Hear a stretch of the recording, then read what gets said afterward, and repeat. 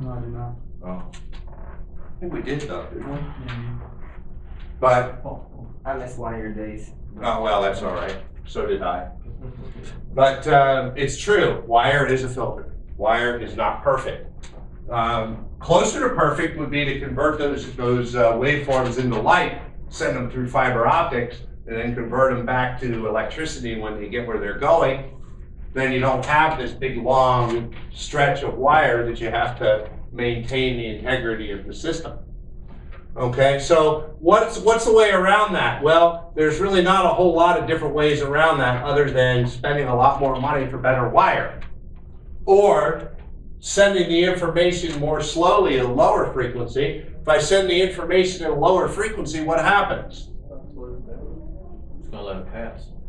It's going to let it pass. Let's go back to our picture.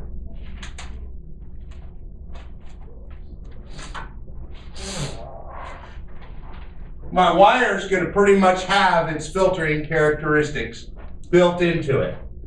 And it's going to look something like that. This is the frequency response of wire. And let's say we'll go back to our 1 kilohertz signal. Here's the first harmonic, the third harmonic, the fifth harmonic, the seventh harmonic, and so on. Okay? At 1 kilohertz, I'm good.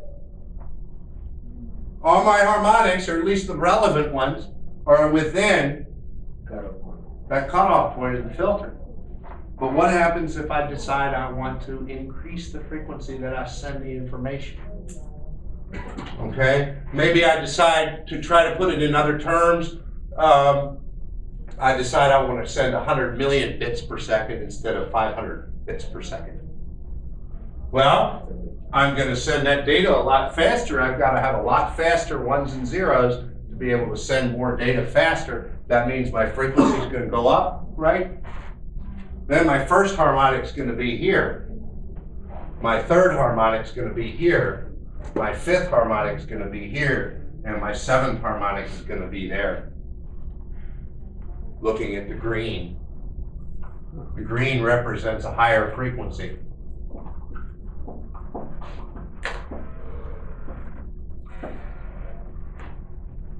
So there's going to be a limit, isn't there, as to how high a frequency I can send through that wire.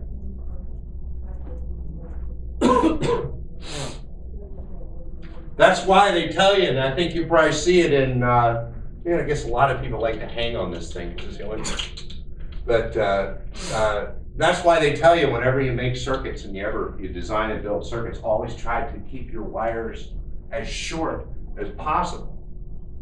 Okay, because every inch of wire, you're adding a little bit of resistance in there. Is it enough really to do a lot of damage in our environment, in our lab? Probably not.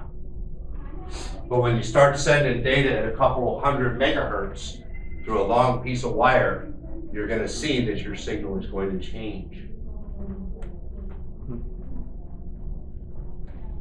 All right, so Mr. Fourier came up with an explanation that said all waveforms are made of a combination of sine waves.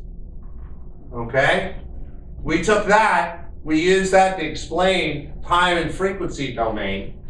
We demonstrated what it actually looks like for a square wave and for a triangle wave in terms of what those components are.